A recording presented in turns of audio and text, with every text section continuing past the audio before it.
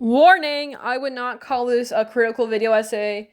This is much more a rant than anything. So beware, very casual, probably the most casual my videos have ever gotten. And yes, I did have a script. It's not just all incomprehensible blabber. Just be aware. This is not meant to be read as a completely critical view of normification of fandom culture. Enjoy! I am by almost no means a fandom elder. You know, I only really started getting invested and involved in fandom around 2017, 2018, which is pretty far past the prime of popular fandom bait like Homestuck. Like, I was not seeing those pages updating. I did see Clamps, though. Did see the Yaoi Wars, so I think that qualifies me to make this video essay at least a little bit. I hope.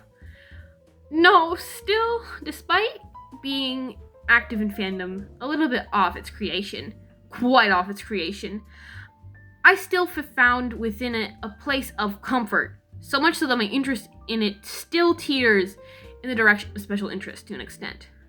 For the first time in my whole 10-year lifespan at that point, around 2017, 2018 as previously mentioned, I felt like I belonged.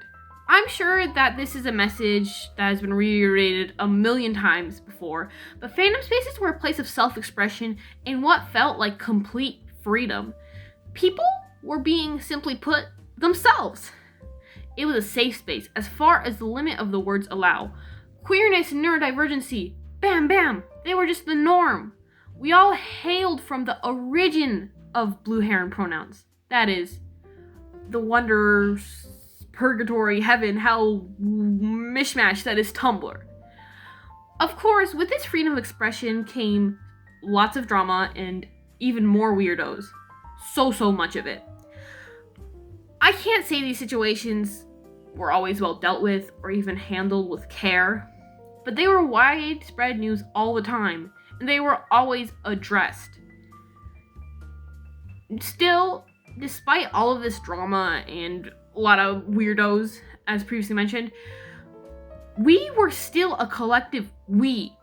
Fandom was culture, was community. Now, this we is a word no longer applicable to modern fandom culture. Instead, you see quote retweet after call out post, after voiceover TikTok, after notes app apology, always referring to yourself, referring to the I, the individual. Your thoughts on something you find weird, your hatred that refuses to listen to the communal opinion, perhaps because it doesn't really exist anymore. A common word for the sentiment of fandom, this sense of community and the sense of people being watered down, is the word normification, which is a word that derives from the normal people discovering weird content. I will be referring to the phenomenon as such moving on, just for simpler matters. Don't quote me on saying, oh, normal people are bad or anything like that, please. Now, a big question a lot of people ask first about fandom normification is A, how, and B, when. There is, as with much of fandom history, no clear answer or route. We can, however, theorize. One of the most popularized theories, which I believe originated from some video on TikTok, some analysis or something, is that it all came from the influx of fandom saw in 2020, which resulted in a lot of people who had never been exposed to anything similar to the content we consume pretty more regularly in fandom before, when they joined the fandom spaces. According to many, including myself, from personal experience, those who stuck around after the pandemic soured the environment and attitude of typical fandom behavior such as crack shipping, rare pairs, or even just the respect of minding your own damn business. And while I do pretty fully agree with the aforementioned statements, I don't think it ends there. No. I think it goes deeper, much deeper, and much further. Because we are not only looking at the normification of fandom here, we are looking at the overconsumption of it as well. And mark you, the two go hand in hand. Now, let me explain. For example, Animation memes have never died so quickly. Fandoms have never been proclaimed a no man's land as frequently.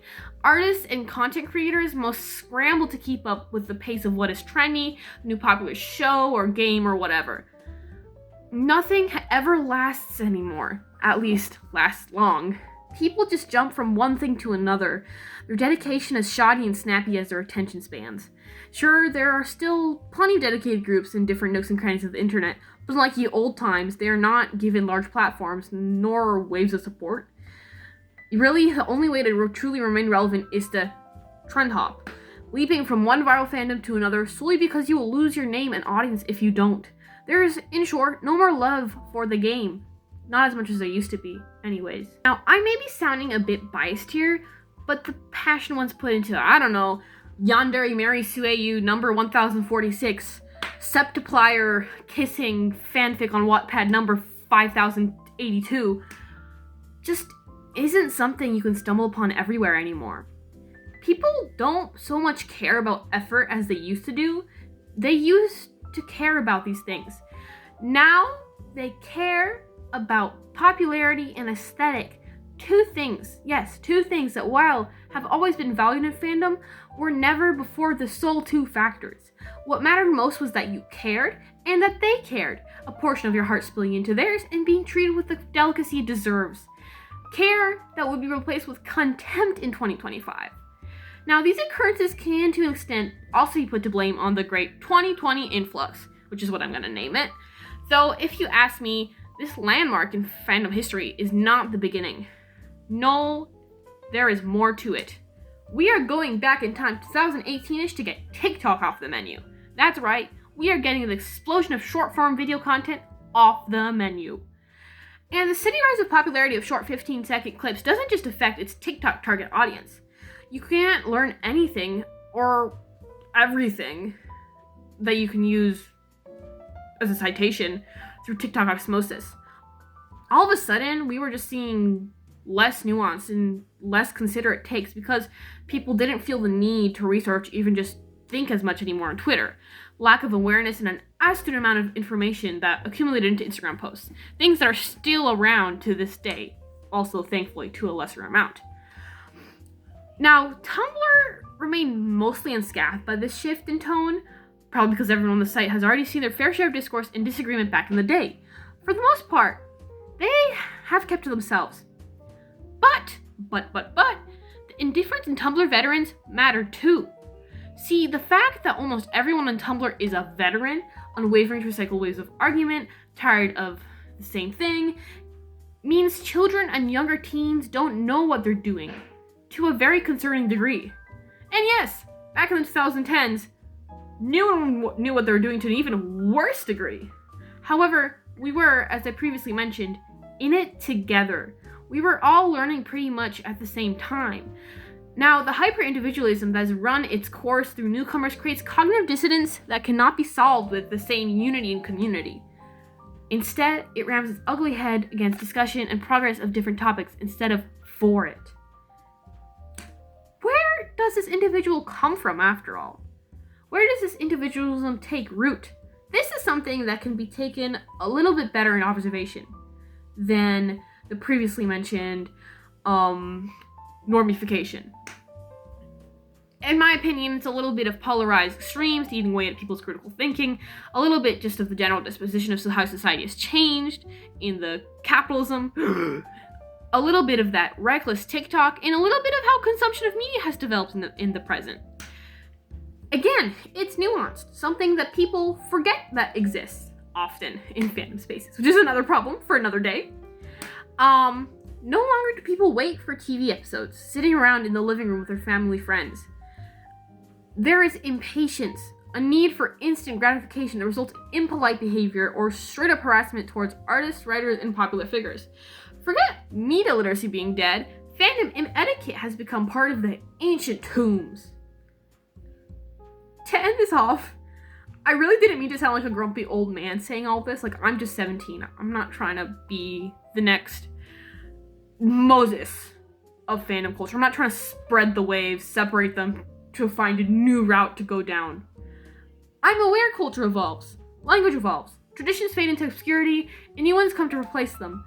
But why can we not head for a better future, not a worse one? I mean, of course, fandom culture has improved in many ways, but the reluctance to let go of the past can be damaging, and oftentimes, it is. Instead of rejection or stubbornness, we must learn to embrace, to learn from our mistakes. Be cringe. Be free. I mean, that's really the only message I have. Thank you.